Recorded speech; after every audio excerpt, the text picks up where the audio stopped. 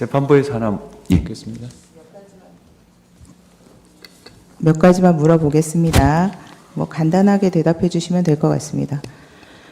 그러면 도이치모터스 수사와 관련해서 김건희 피의자에 대한 압수수색 영장을 청구한 사실은 없다는 것이죠? 예, 그렇습니다. 네. 도이치모터스 사건 혐의 사실로는 없습니다. 김건희 피의자의 증권 계좌가 한국거래소 등 압수수색 과정에서 확보는 되었다는 것이네요.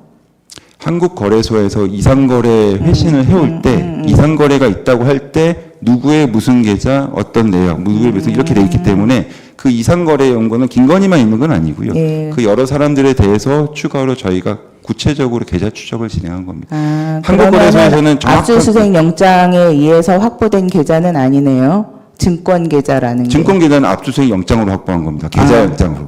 그러면 예, 예. 증권 계좌 이외에 그 뭐 연결 계좌나 증권 계좌가 아닌 계좌에 대해서는 확보되지 않았나요? 저희가 주가 조작 사건과 관련해서는 그 증권 계좌에서 있었던 거래가 이게 현실 거래 주문이냐, 통정 매매냐가 의미가 있었던 것 같고요. 그거에 대한 연결 계좌를 저희가 뭐 자금을 흐름을 따라가는 이런 건 아니었던 것 같습니다. 다만 같은 시기에 말씀드렸다시피 김건희의 다른 여러 은행 계좌는 코바나 컨텐츠 사건으로 계좌를 확보했습니다. 그래서 제가 이 사건 23년 9월에 왔을 때 두 계좌는 코바나 사건과 도이치 사건은 계좌가 통합되어서 엑셀 파일로 분석이 됐었습니다. 이 도이치모터스 사건에서 그러면 피의자 김건희 이외에 다른 피의자들에 대해서도 증권 계좌 이외의 연결 계좌는 추적하지 않았나요? 연결 계좌라는 개념으로 추적한 건 없었고요. 다만 주범인 권오수 등에 대해서는 일반 은행 계좌는 계좌 추적이 있었던 것 같습니다. 네. 그럼 일부 피의자들에 대해서는 주거지나 사무실 등의 휴대폰 이런 거에 대해서 압수수색 영장을 청구해가지고 집행한 사실이 있는 것으로 보이는데 그 김건희 피의자에 대해서는 하지 않았다는 것이잖아요. 네, 그렇습니다. 제가 그 부분을 수사 결과 브리핑에서 좀 사실 상세히 설명드린 건데요. 네, 알겠습니다. 예. 근데 그 청구인 측에서 말씀하시는 이모 씨에 대해서 청구했다는 압수수색 영장은 이런 주거지나 사무실에 대한 휴대폰 등 압수수색 영장이지요. 맞습니다. 이승근은 계좌주 전주 개념은 전혀 아니고요. 그분은 애초에 전임 수사팀에서 의심했던 거는 권오수의 차명 계좌라서 사실상 자금줄 역할을 하는 같은 공동정범으로 판단했습니다. 그래서 시세조정 주범으로 판단하고 주거지 압수수색까지 진행한 걸로 이해하고 있습니다. 네.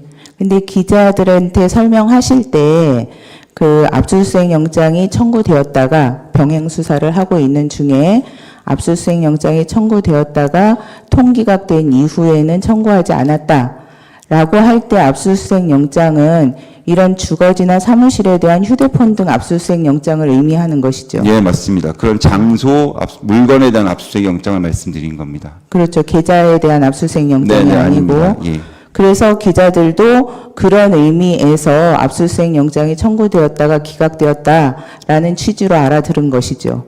그러니까 제가 좀 아쉽게 생각하는, 제가 서면에도 말씀드렸다면은 저는 솔직히 말하면 정보가 많았던 겁니다. 저는 사실은 코바나 컨텐츠 사건과 도이치모터 사건은 함께 이해되지 않으면 결국 김건희란 사람에 대한 이 타겟팅 수사에 대해서 설명이 어렵다는 걸 했는데 나중에 알고 보니까 기자분들 중에서는 이 4년여 전에 있었던 코바나 컨텐츠 사건이 어떤 건지도 사실 잘 이해를 못하는 분이 있었다고 들었습니다. 그래서 사실은 제가 제일 아쉬운 거는 차라리 두 사건을 명확히 구분해서 도이치모터 사건은 이렇게 됐는데 사실 이 사건을 이해를 하려면, 이 사건의 강제수 여부를 이해를 하려면 수사 초기에 코바나 컨텐츠 사건과 함께 진행된 그 맥락을 이해해야 한다.